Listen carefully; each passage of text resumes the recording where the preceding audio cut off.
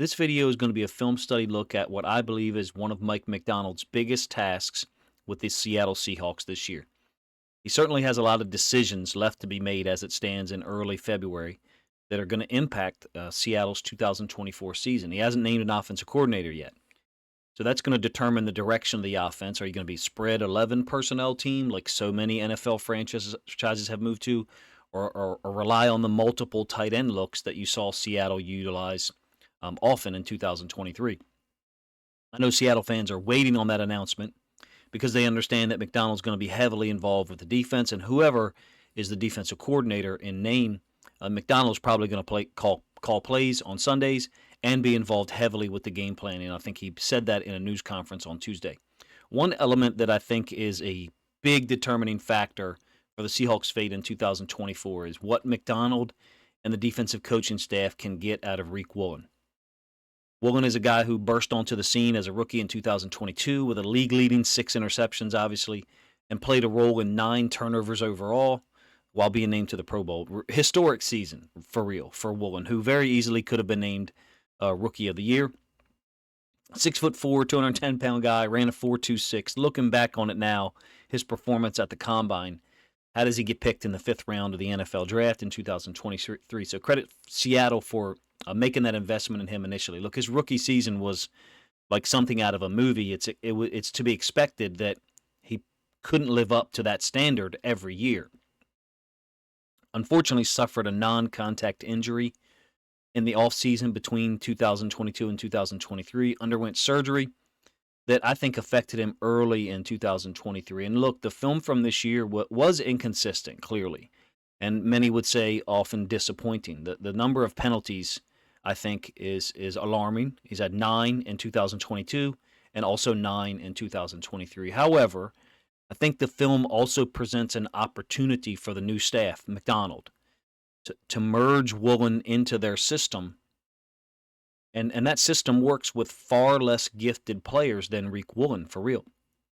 Additionally, there's aspects of his film from 2023 that are really good.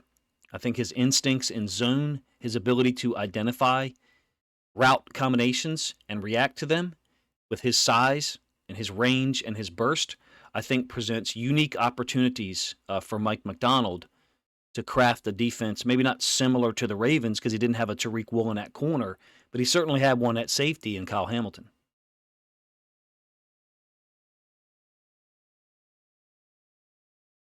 And in no way, shape, or form am I advocating for him to move to nickel safety because he's going to be a right corner. That's what he is. I just love his story coming out of a lesser-known D1 program and immediately becoming a star. I don't think Mike Macdonald and those guys have to fix Riq Woolen, excuse me. Even though there is plenty of plays from 2023 that I'm going to show you that are issues that need to be addressed. Let's put it that way.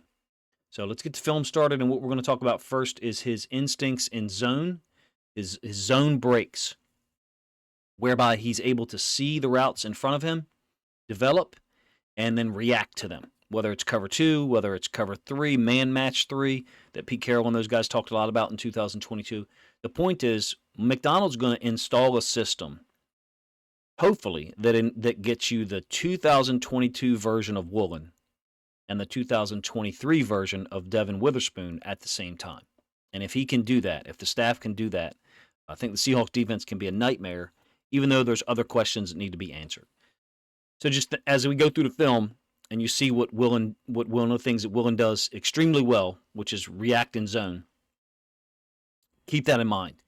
That I'm saying I think Mike Macdonald is going to try to get the most out of both of those guys on either side of the ball, and Trey Brown, who obviously is a talented corner as well. Maybe Witherspoon is the guy that plays the nickel. Sometimes he plays outside corner. I think the pieces are there. That's the overall point here. That talented guys at each level of the defense on both sides of the field. And I'm going to focus this video on Woolen. I'll do a follow-up on Witherspoon if people would like for me to. This is not just in terms of interceptions and forced fumbles for me, because those things can come and go. But Woolen has got to be someone who's reliable in all the various coverages that Macdonald will play. I did a video last week about Macdonald's coverages and all the things he's going to do, and there's certain things that I left out of there. Just didn't want the video to drag on any longer than it was. Feel free to check that out. I'll link it up here in the description. In McDonald's split field system, yes, you're going to play a lot of man on one. Okay, and I'll show you some man stuff here in a moment from 2023. But a lot of it's going to be off man because McDonald is going to want to give the quarterback similar looks on every snap, such that you can be versatile from that platform, meaning line up the same or very similarly on each snap, and then morph to different coverages post-snap.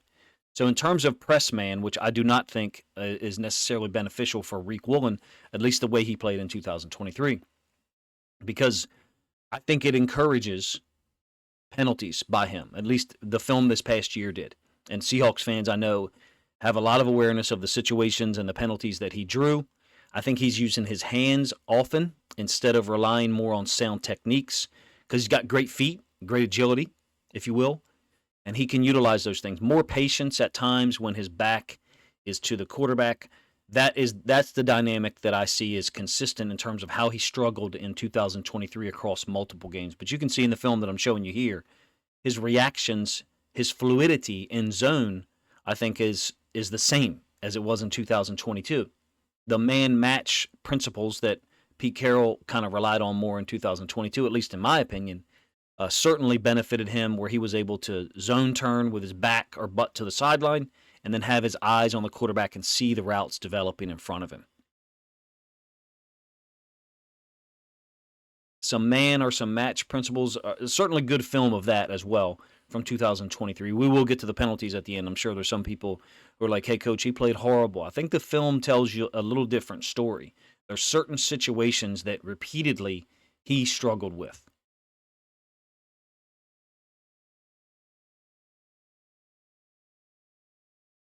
And then there's others, like the one you see here, where he just blankets a receiver.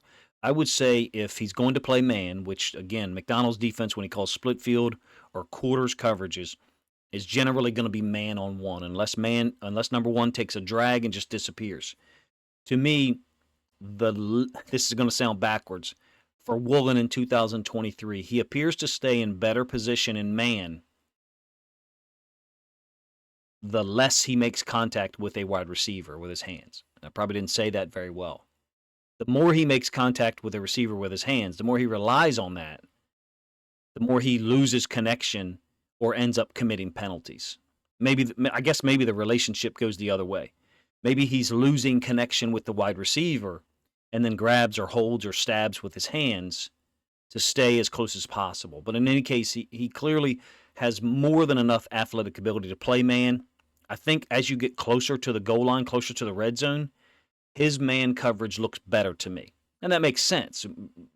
Mike McDonald just left Baltimore where he had a very similar corner in that regard. Brandon Stevens was far better in man, closer down towards the goal line. Kind of the reverse of what some people do in the NFL where they play more man between the 20s and a little bit more zone or stuff inside the red zone. Woolen, to me, looks like a guy who's very good at man coverage inside the red zone.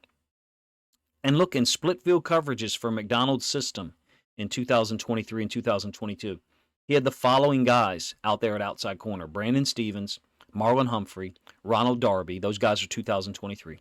And Marcus Peters in 2022. Peters post-ACL injury, his agility and his speed has just been diminished, unfortunately. And that's tough to say because I'm a huge Marcus Peters fan. But all three of those guys in 2023, Stevens, Humphrey, and Darby, expected to play man in a lot of those split field coverages. And look, Woolen has more size, more speed, more agility than all three of them.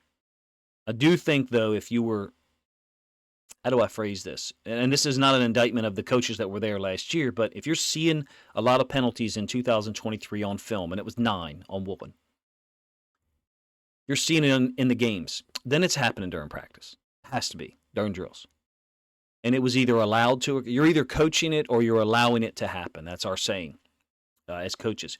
And I'm not trying to insult those position coaches that were out there coaching the corners, but there were a lot of guys called for DPIs and holding in the secondary in 2023. Woolen, Brown, and Witherspoon, I think, had 22 penalties called on them combined.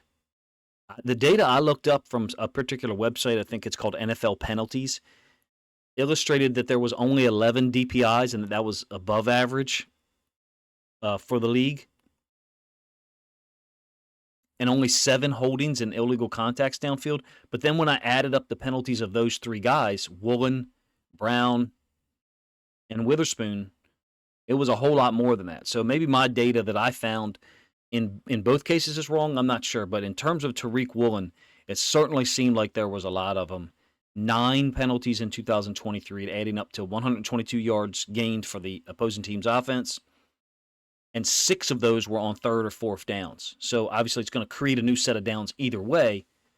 A hold, illegal contact, or a DPI is a first down. But these are situations where if you don't commit a hold, perhaps the receiver, doesn't catch the ball, perhaps the throws off track. I think Woolen's reliance on his hands starts with his feet. And I think that also, kind of from a foundational standpoint, begins how close he's lined to the line of scrimmage. I don't think he's a press man corner. I'm not saying he can't play it against certain guys.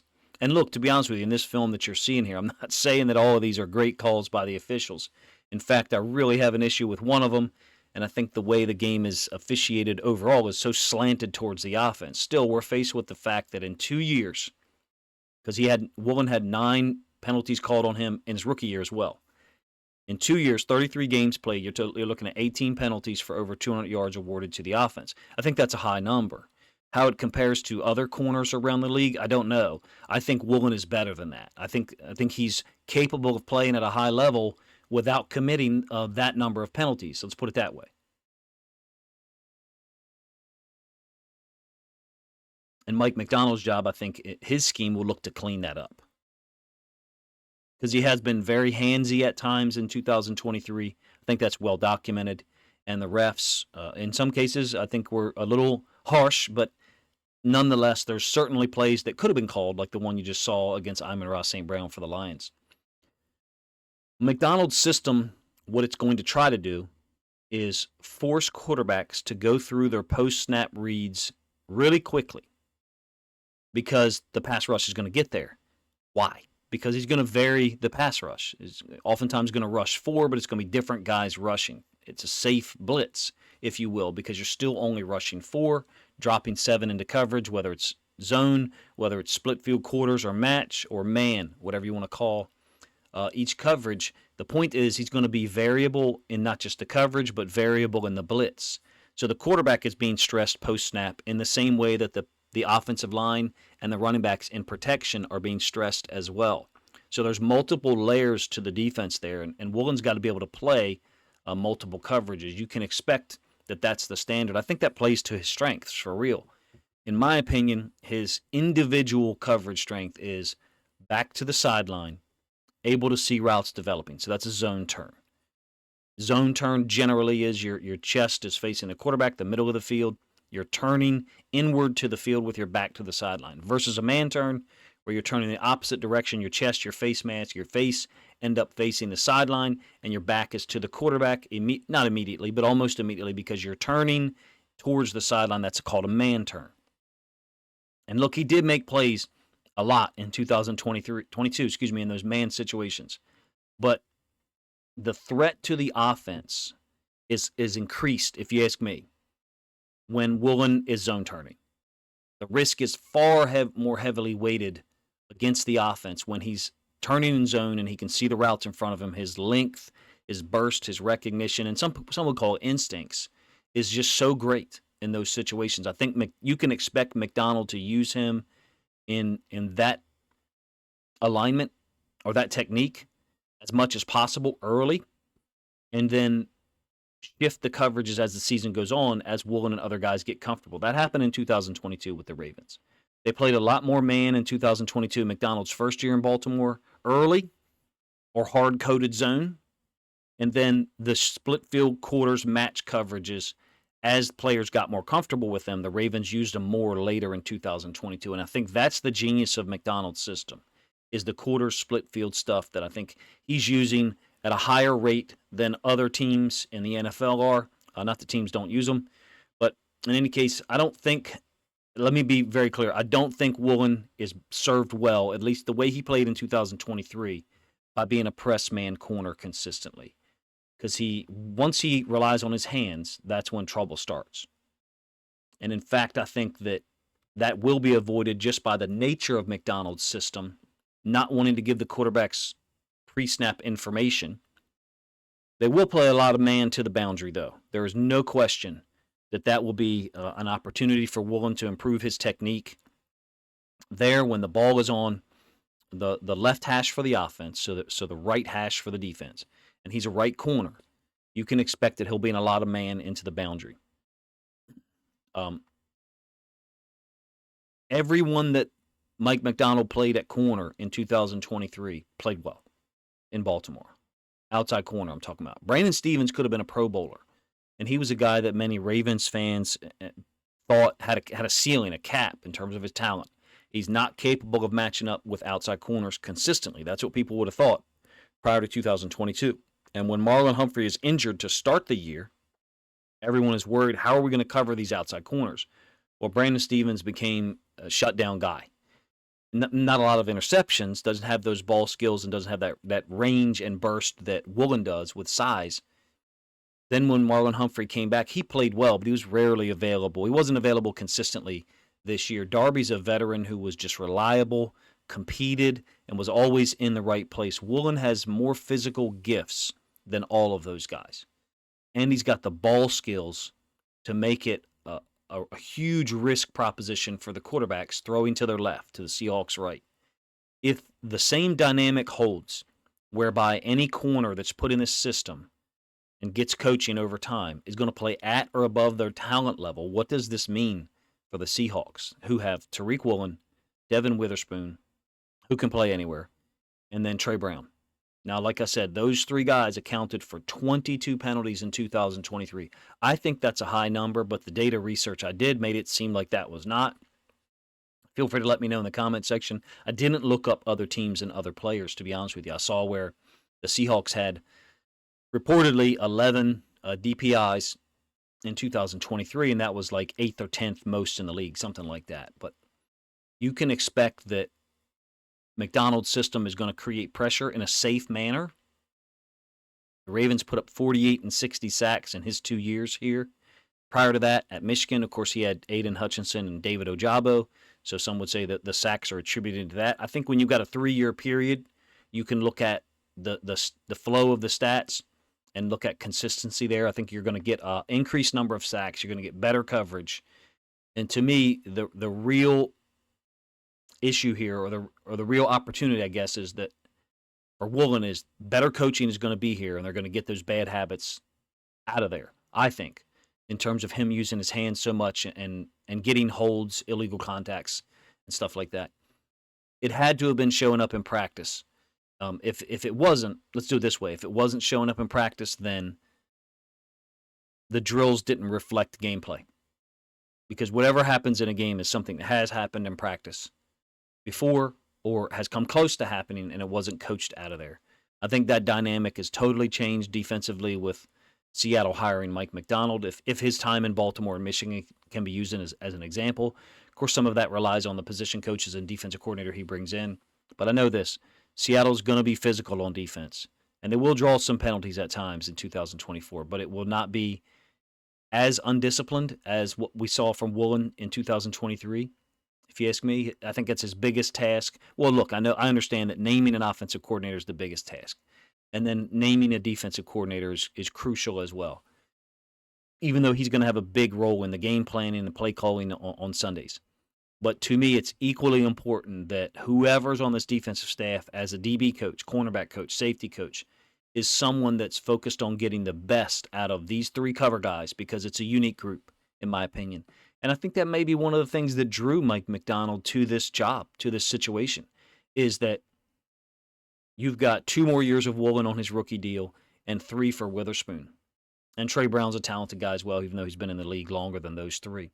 If you can get those 3, particularly Woolen, playing to their potential, a lot of other things that Mike McDonald wants to do on defense become easier to figure out each week because of their combined playmaking and coverage ability that I think is just off the charts in the NFL. You guys let me know what you think of the video and the plays that I chose to illustrate 3 coverage situations for Woolen in zone man or match quarters coverage, and then some of the penalties situations he drew. I feel like there's an overarching element there with when he's playing press man or ends up with his back to the quarterback.